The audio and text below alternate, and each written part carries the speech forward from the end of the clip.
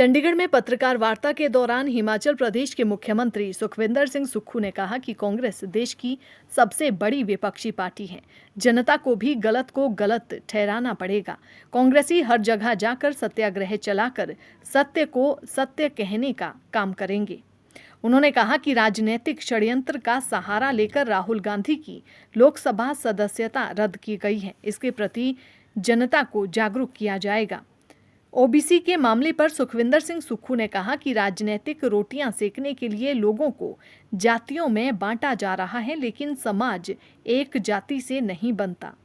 उन्होंने कहा कि केंद्र सरकार राहुल गांधी को पिछले 8 सालों से फंसाना चाहती थी, लेकिन राहुल गांधी को कोई लालसा प्रधानमंत्री पद की नहीं है, जिस वजह से उनके खिलाफ कुछ नहीं मिला। साथ ही उन्होंने कहा कि प्रधानमंत्री का चेहरा 2024 में कौन होगा ये बात की बात है, लेकिन फिलहाल कांग्रेस और राहुल गांधी को सभी क्षेत्रीय दलों को साथ लेकर चलना है। सम्मानित उदय भान जी, सम्मानित deputy CLP leader Aftab Ahmed ji, हमारे एआईसीसी के सेक्रेटरी गुरकीरत कोटी जी, हिमाचल प्रदेश मीडिया सलाहकार नरेश चौहान जी, हमारे आईटी के मीडिया सलाहकार गोकुल पटेल जी, मीडिया सलाहकार हरियाणा, सभी मंच पर विराजमान सम्मानित व्यक्तिगण, सभी सम्मानित साथियों, आप जानते हैं पिछले कुछ दिनों से एक मामले को लेकर संसद में गतिरोध चला हुआ था। राहुल गांधी जी ने संसद में जब कुछ सवाल खड़े किए, उन सवालों का उत्तर देने की बजाय किसी प्रकार से उनकी आवाज को दबाने की कोशिश की गई। मैं इसी संदर्भ में आज आपके साथ पत्रकार वार्ता करने आया हूं। लोकतंत्र तब जिंदा रहता है जब विपक्ष जिंदा रहता है। अगर विपक्ष को जिंदा नहीं रखोगे तो लोकतंत्र जिंदा नहीं रहेगा। दृष्टिकोण बिल्कुल साफ है। एक सत्ताधारी पार्टी जो 8 साल से केंद्र की सत्ता में विराजमान है और एक मुख्य विपक्षी पार्टी, हिंदुस्तान की कांग्रेस मुख्य विपक्षी पार्टी, उसके नेता की आवाज को दबाने की जिस प्रकार के राजनीतिक षड्यंत्र की ये चालें चली गई है, ये लोकतंत्र के लिए बहुत ही घातक है। पहले आजादी के बाद ऐसी संस्थाओं को कमजोर करने की कोशिश की गई जो लोकतंत्र की मजबूती का आधार थे। आपने देखा आजादी के बाद 75 साल में ऐसा कभी नहीं हुआ कि सुप्रीम कोर्ट के 4 जजेस बाहर लगाकर कहते हैं, पहली बार प्रेस कॉन्फ्रेंस करके कहते हैं कि हमारी संस्थाओं पर हस्तक्षेप किया जा रहा है। इलेक्शन कमीशन जो संवैधानिक संस्था है, उनके सदस्य आकर कहते हैं कि हमारी संवैधानिक संस्थाओं की स्वायत्तता पर खतरा पैदा हो गया है। ऐसा क्यों हो रहा है? किस कारण हो रहा है? अगर इसकी गहराई से आप देखो तो किसी ना किसी से तरह से सत्ता पक्ष अपना विरोध सुनना नहीं चाहता। राहुल गांधी जी ने कुछ सवाल उठाए और देश की जनता को ये जानने का अधिकार है कि जो राहुल गांधी जी ने सवाल उठाए उस पर सत्ता पक्ष का क्या मत है। और संसद के चुने हुए सदस्य है और एक एमपी को यह अपनी बात रखने का अधिकार है। उन्होंने पूछा कि अदानी को जो शेल कंपनियों के द्वारा 20,000 करोड़ रुपया प्राप्त हुए, वो कहाँ से प्राप्त हुआ? उसका कोई जवाब नहीं मिला।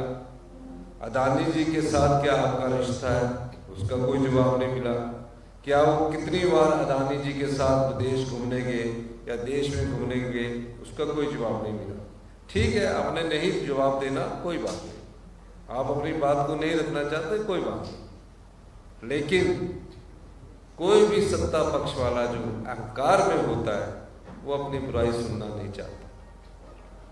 इसीलिए मैंने पहले शब्दों में कहा कि विपक्ष को जब भी दबाने और कुचलने की कोशिश की, लोकतंत्र कमजोर हो। आज राहुल गांधी जी लोकतंत्र की आवाज है। राहुल गांधी जी ने एक यात्रा शुरू की, कन्याकुमारी से लेकर कश्मीर तक। नाम क्या था? भारत जोड़ो। भारत कोई टूट नहीं रहा था। उनका मकसद ये था कि जो 75 साल में इस लोकतंत्र ने जितनी संस्थाएं लोकतंत्र की मजबूती के लिए बनाई गई थी, उनको बांटने का काम पिछले 8 साल से किया जा रहा था।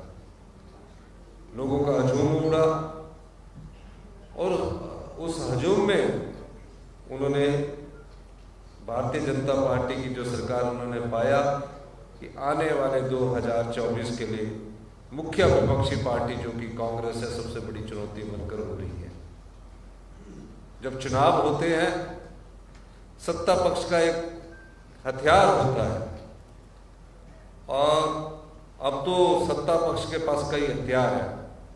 ईडी हथियार है, इनकम टैक्स हथियार है। ये चुनावों से वक्त से पहले अगर किसी ने सबसे ज्यादा इसका इस्तेमाल किया है राजनीतिक हथियार के रूप में, तो वो भारतीय जनता पार्टी है। और कोई पार्टी नहीं है जिस पार्टी ने समाज के में जो गलत कार्य के लिए इस प्रकार की कानून बनाए थे, उसने कभी भी इन हथियारों का प्रयोग नहीं किया। लेकिन पहली बार ऐसा देखा जा रहा है कि राजनेताओं के खिलाफ, चाहे वो विपक्षी दल के नेता हो, चाहे रीजनल पार्टी के नेता हो, चाहे सत्ता पक्ष के नेता हो, जो भी सरकार के खिलाफ आवाज उठाएगा, चाहे आप पत्रकार बंधु हो, अगर आप भी आवाज उठाएंगे, आपके मन में और दिमाग में एक भय रहता है, कहीं मेरी नौकरी ना चली जाए। इस प्रकार का भय का माहौल क्यों पैदा हुआ है? उस भय के माहौल के खिलाफ राहुल गांधी जी ने आवाज उठाई। चलिए, ये बात भी ठीक है।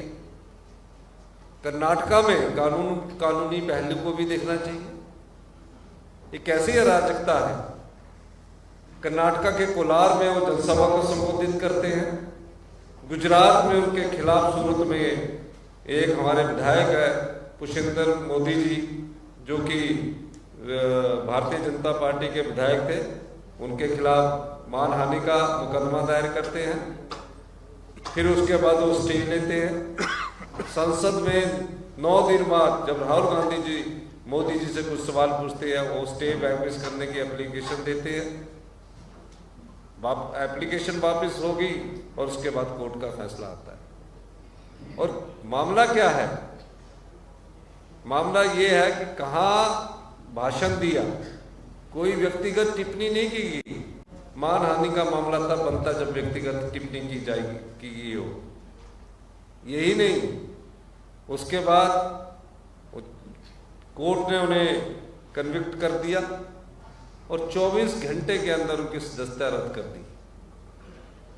और उसके बाद आजकल में कहा कि आप अपना मकान भी खाली कर लीजिए, अपने घर को खाली कर दीजिए।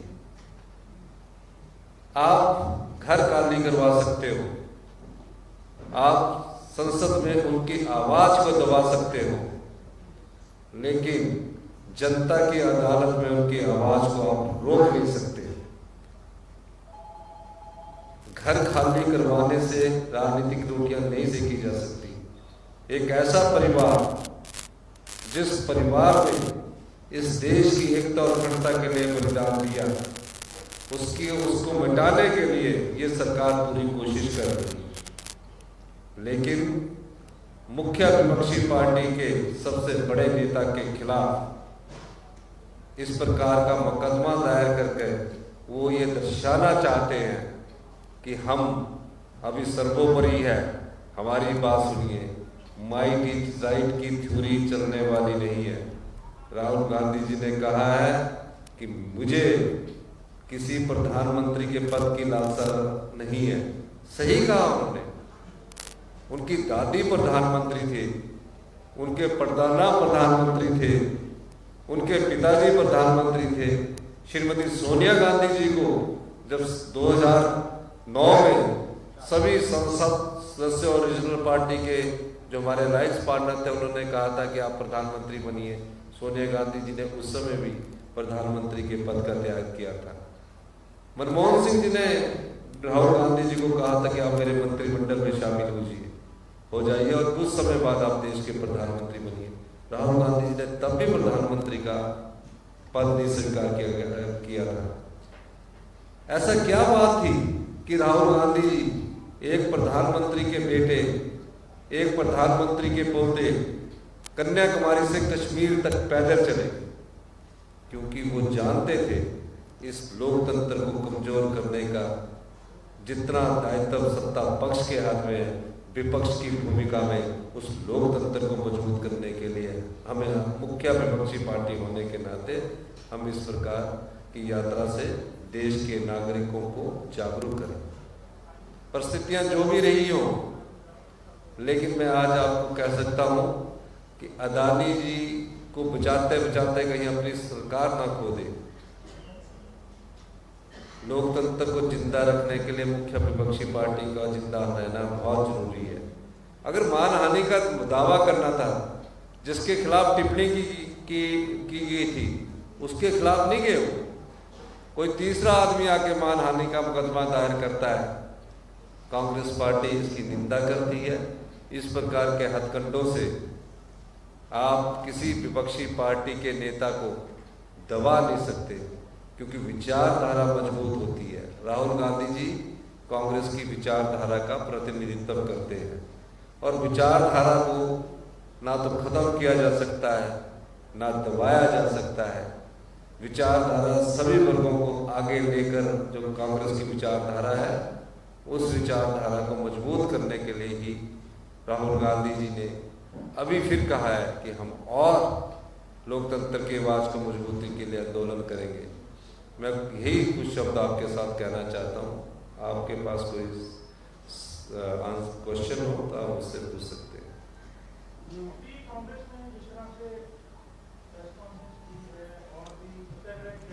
ये ले लो गुप्ता जी, एक देखो सुनाई दे रहा है, कोई बात नहीं।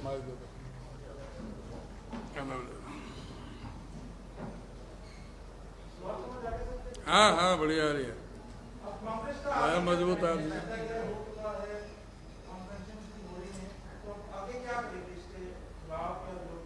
देखिए, कांग्रेस देश की सबसे बड़ी प्रिंसिपल ऑपोजिशन पार्टी है। कांग्रेस तो जो करेगी करेगी, लेकिन जनता को भी इस चीज को देखना पड़ेगा, गलत को गलत ठहराना पड़ेगा।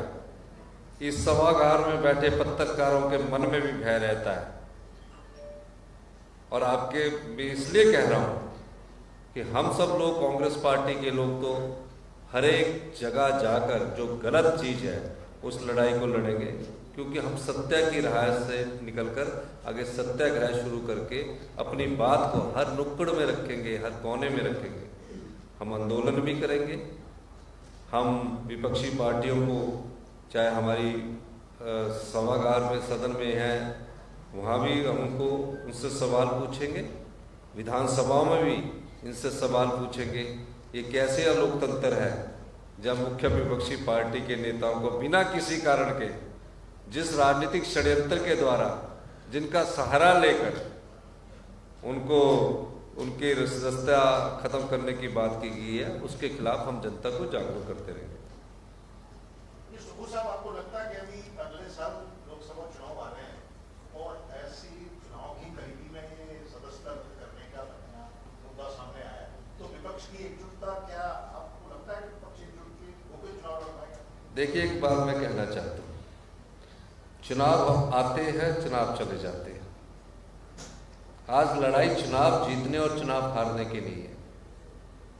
आज गलत को गलत कहने की और सही को सही कहने की बात है। हम कोई चुनाव के लिए सभी विपक्षी दलों को इकट्ठा करने के लिए नहीं कह रहे। हम तो सबसे बड़ी पार्टी है। अगर हिंदुस्तान में भारतीय जनता पार्टी सत्ता पक्ष की पार्टी होने के बाद कोई दूसरी पार्टी पूरे हिंदुस्तान के राज्यों में अगर है तो वो कांग्रेस पार्टी।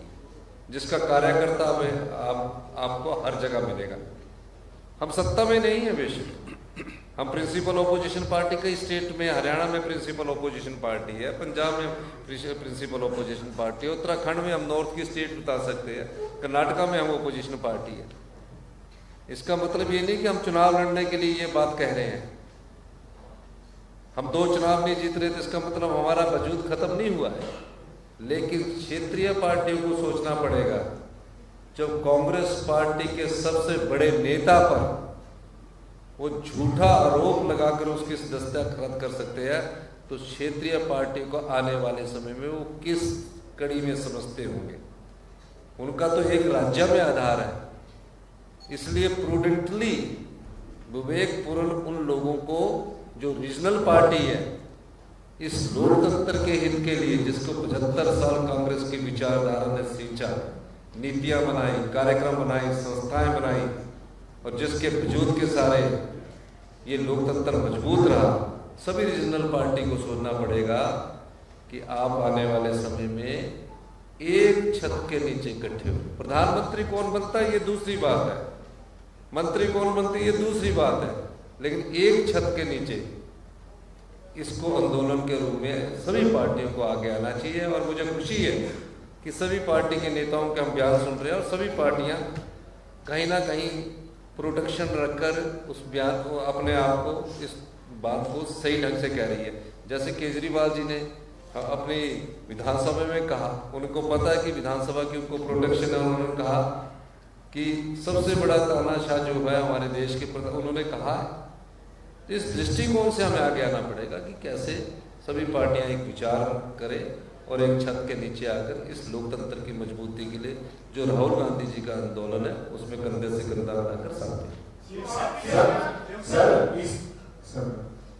इस घटनाक्रम को ये कहा जा रहा है कि ओबीसी का अपमान किया गया, कांग्रेस उसको कैसे देखती है? जब राहुल गांधी से ये सवाल दिल्ली में पूछा था तो वो तो पत्रकारों को क्या नहीं लगे, आप इसको किस तरीके से देखते हैं? कांग्रेस की ओबीसी से जोड़कर इस पूरे घटनाक्रम को देखिए, समाज कोई एक वर्ग से नहीं बनता,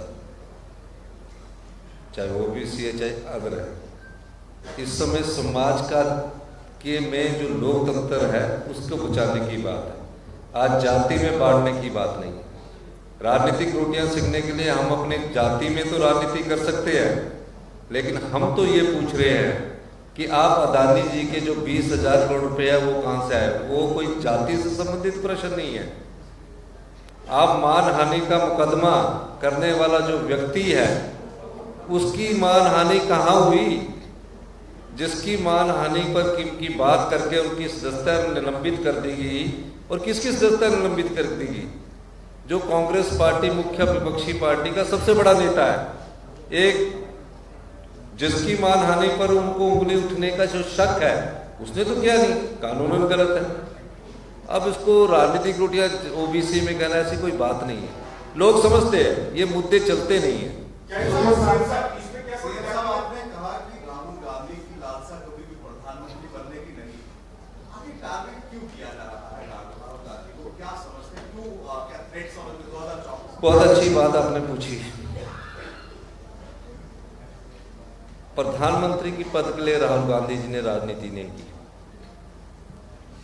जब उनसे कुछ लोग आकर मिलते, समाज के बुद्धिजीवी वर्ग मिलते, कई लोग मिलते हैं कि आप है जो निडरता से, दृढ़ संकल्पता से मोदी सरकार के खिलाफ बोलते हैं, कोई एक नेता बता दीजिए आज जितना स्पष्टवादी तरीके से और जितने ईमानदारी तरीके से राहुल गांधी जी उनसे सवाल पूछते, कोई ऐसा नेता अभी नजर आया आपको?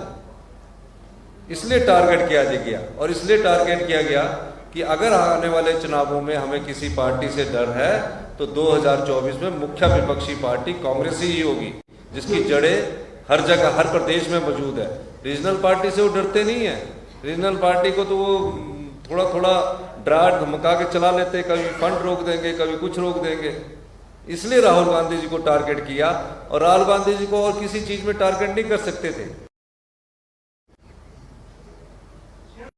ये टारगेट जो किया गया, ये षड्यंत्र रच कर टारगेट किया गया। सर, आपने जो सवाल यहाँ उठाया, जो मुद्दा उठाया, आपने कहा कि बीजेपी ने राहुल गांधी की सदस्यता लोकसभा से खत्म करा। हालांकि उनकी जो मानहानि का मुकदमा है गुजरात में, कोर्ट ने वो सदस्यता जो उनको सजा दी है, और वो जो कानून है राहुल गांधी ने ही बनवाया था, मनमोहन सिंह के समय में लगा तो फाड़ फेंक दिया था, वो भी जिसमें आपको प्रोटेक्शन मिला था जनप्रतिनिधि। तो कोर्ट के फैसले पर अगर जो कानून है जो कि संसद में भी पास है उस पर बीजेपी दोषी क्यों, पहला। और दूसरा एक छोटा सा सवाल है, राहुल गांधी ने जो प्रेस कॉन्फ्रेंस की परसों उसमें जाते जाते कहा कि गांधी माफी नहीं मांगते, तो चौकीदार वाला एक बयान बहुत जोर शोर में आया था लोकसभा चुनाव के दौरान। फिर उसमें आपने खेद प्रकट क्यों किया, माफी क्यों मांगी? तो आए कहते माफी नहीं मांगते तो माफी भी मांगते। देखिए, ये जो आप बात कह रहे हैं, मानहानि के मुकदमे में जिसके खिलाफ बयान दिया जाता है वो उसमें मानहानि का मुकदमा करता है। जो व्यक्ति पुष्पिंदर मोदी जी हैं, पुष्पिंदर मोदी जी, उन्होंने उनके खिलाफ कोई ऐसी बात नहीं हुई थी, लेकिन इसमें नहीं, सुनिए, राजनीतिक दृष्टिकोण देखिए आप उसका, उस राजनीतिक दृष्टिकोण के ऊपर बात कीजिए।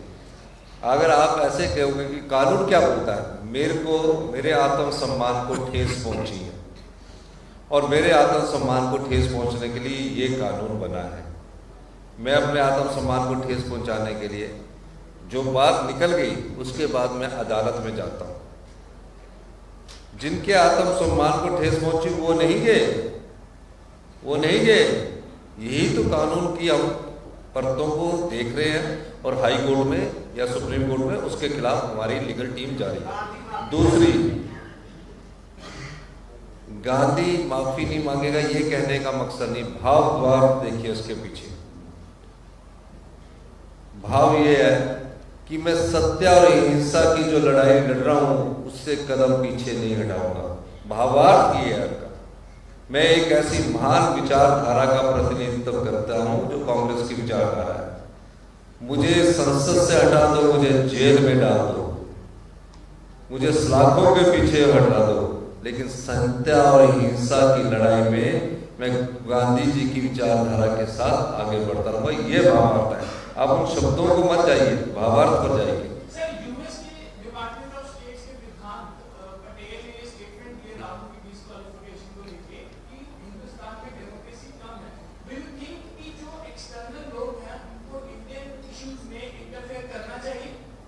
देखिए, बयानबाजी से कोई बयान कहना ही देता है, उसको आप राजनीति से और इन मुद्दों से जोड़ के मत देखिए। हर एक आदमी के विचारों की स्वतंत्रता है, कोई भी बयान कहीं से देख सकता है, लेकिन एक चीज है, जो चीज गलत हुई है हम उसके संदर्भ में आपके साथ बातचीत कर रहे हैं।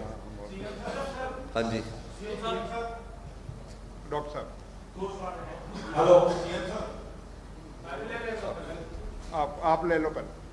सीएम साहब, एक सवाल है, क्या भाजपा को एक ही डर लगा हुआ है कि राहुल गांधी दिन रात सोचते बैठते उठते सिर्फ और सिर्फ राहुल गांधी के ऊपर ही कंसंट्रेट किया जा रहा है, राहुल गांधी के ऊपर ही बात प्रत्यावार किया जा रहा है, और यही कारण है कि राहुल गांधी की सदस्यता तक खत्म कर दी गई सिर्फ 24 घंटों के भीतर? इस पे आप क्या कहेंगे? देखिए, मैं तो ये कह सकता हूँ कि राहुल गांधी जी को वो पिछले 8 साल से फंसाना चाहते थे। जब कुछ नहीं मिला, मिलेगा भी कैसा? जिसके मन में लालसा ही ना हो। राहुल गांधी जी के मन में कोई लालसा नहीं है। कोई जिसके मन में लालसा नहीं होती वो कोई भी त्याग करने के लिए हमेशा तैयार रहता है। तो उन्होंने देखा कि मौका है, इसमें कर देते, और सोचा कि कहीं स्टे ना होने तो फटाफट कर दीजिए। इन हथकंडों से राजनीति ज्यादा दिन चलती नहीं है। आज आप सत्ता में हो, सत्ता के सहारे आप राजनीति कर रहे हो, आने वाले समय में जनता गुण और दोष के आधार पर भी राजनीति करती है। मजबूर करने की बात कर रहे हैं। वीर सावरकर एक ऐसा मुद्दा है जहां पर शिवसेना जो है विपक्ष से अलग हो गई है। कभी वो कांग्रेस के साथ आ रही थी, और वीर सावरकर को लेकर जिस तरह उनके पोते ने कहा है कि वो दिखाएं, नहीं तो राहुल गांधी नई एफआईआर के लिए जो है तैयार है। तो वीर सावरकर को लेकर जो है शिवसेना कहीं ना कहीं अलग होती कांग्रेस से दिख रही है, इसको किस तरह से देखते हैं? नहीं, उन्होंने दूसरी लहर नहीं आपने पढ़ी, आप भी आधी लहर का सवाल पूछ रहे हो। आधी लहर का अगला सवाल कि राहुल गांधी जी को सदस्यता खत्म करना गलत बात है।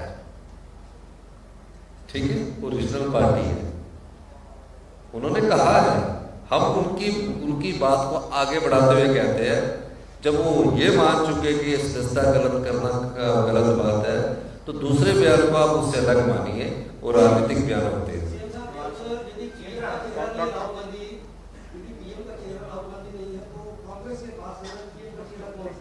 देखिए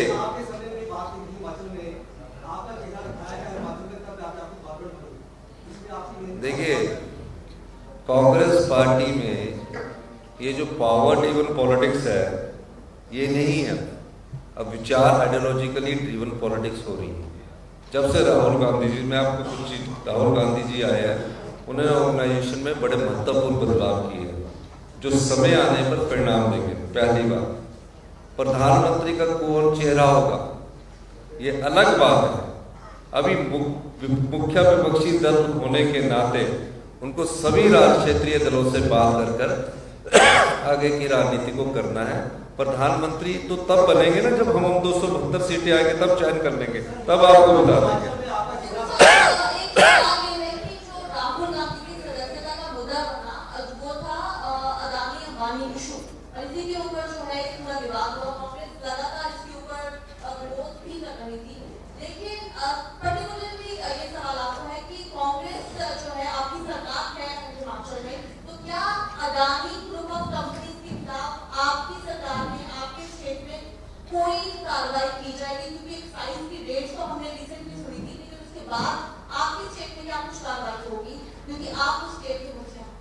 ये सवाल से संबंधित सवाल नहीं है, बाद में आपको केंद्र में बताएंगे।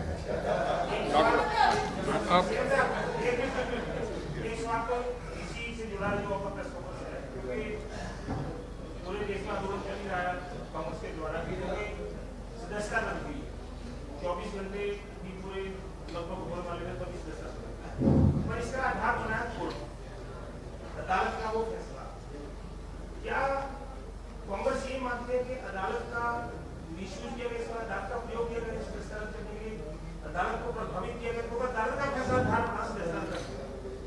देखिए आपके सवाल की मानहानि, आप कह रहे व्यक्तिगत मानहानि नहीं हुई होगी, जिसकी होनी चाहिए थी वो गया नहीं हुई, और पहले कह रहे इसके कार्रवाई न हो, बाद में एप्लीकेशन दे दी और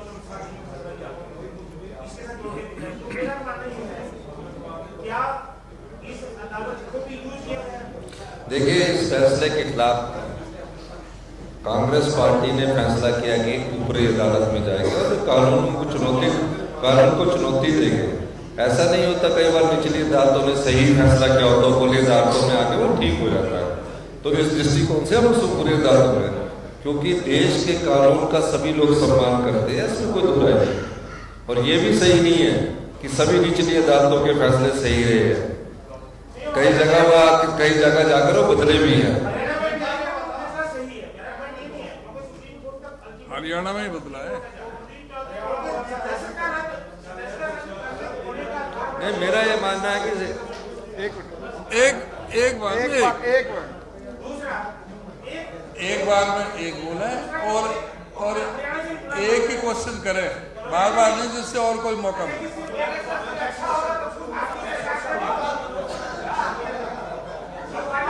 हो गया बार बार एक ही आदमी पूछता रहेगा क्या?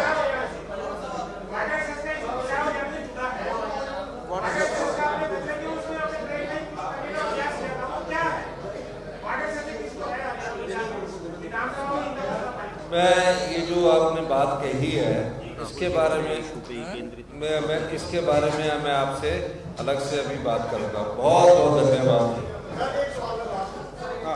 बस धन्यवाद जलपान के लिए।